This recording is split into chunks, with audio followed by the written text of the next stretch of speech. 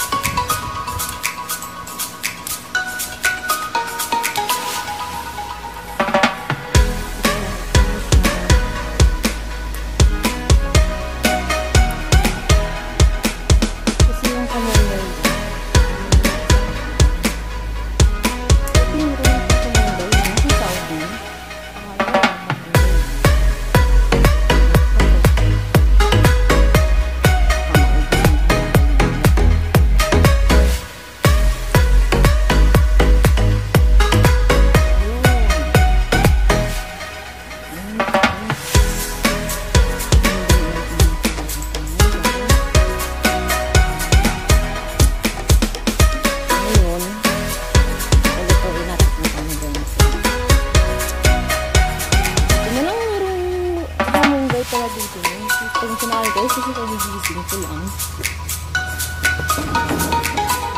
Kaya, ito na, punta tayo sa kusina.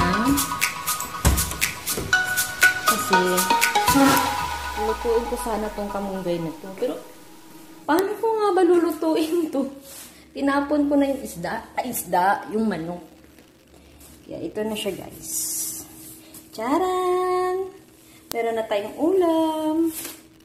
Kaya, blessed pa rin tayo kasi kahit na dito pala tayo sa ibang lugar is merong tanim yung amo ko na ganito. Tapos sabi ko sa kanya, maganda ito sa katawan. Lalo na pag may isda, ay naku, grabe. Kaya, guys, ano sa English ang malunggay? Kaya, yun. Kung gusto nyong mag-comment, comment down on my YouTube channel kung ano English ng kamunggay.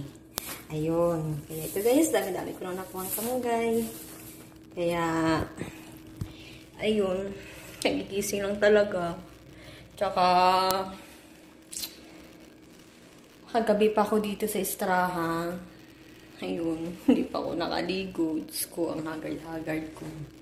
Kaya, buti na lang naisipan kong kumuha ng kalamunggay. Kasi, gusto ko din pumunta dito sa Estraha eh. Alam niyo kung bakit? Dahil lang dito. Kasi sa tuwing pumupunta ako ng Estraha, guys, nakakalimutan ko talaga magdala ng kamunggay. So, ayun, napaka-bless natin. Kasi, hindi lahat na nagtatrabaho dito is nakakita ng kamunggay. Kaya, ayun, may pang-ulam na tayo. Kung sa Pinas lang yan, ay naku, Diyos ko. Sarap yan pag may pag may native na manok. Tapos, may isda, prito, isda, tapos lagyan niya. Ay, grabe, ang sarap talaga. Kaya, ayun guys, pag uwi ko, mamaya is, parang mayroong isda doon. Kaya, magluluto tayo for my next vlog. Is magluluto tayo ng isda na may kamunggay. Kaya, ayun guys, tingnan nyo. Ito yung kusina namin. Tsaka ito yung ref. Tsaka, ang nakakaano talaga nito, kagabi pa ako dito. Kaya,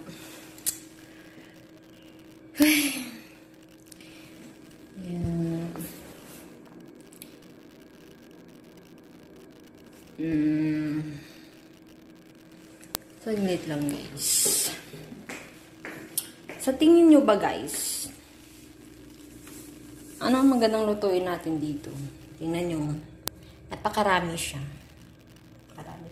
Tapos, sobrang siya, ang fresh niya.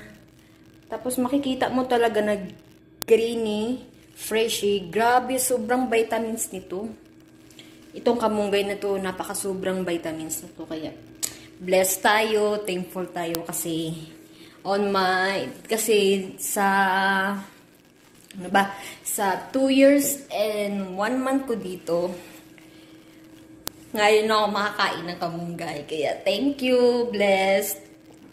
Thank you, Lord, kasi I didn't expect na makakita ako ng kamunggay dito na ganito siya ka-fresh, ganito siya ka-green.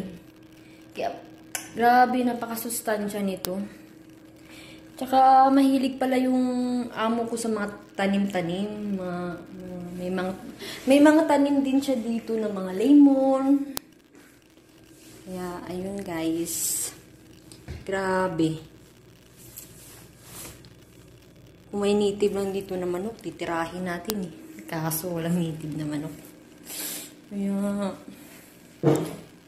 sobrang haggard talaga eh. Kaya, yan guys. Thank you.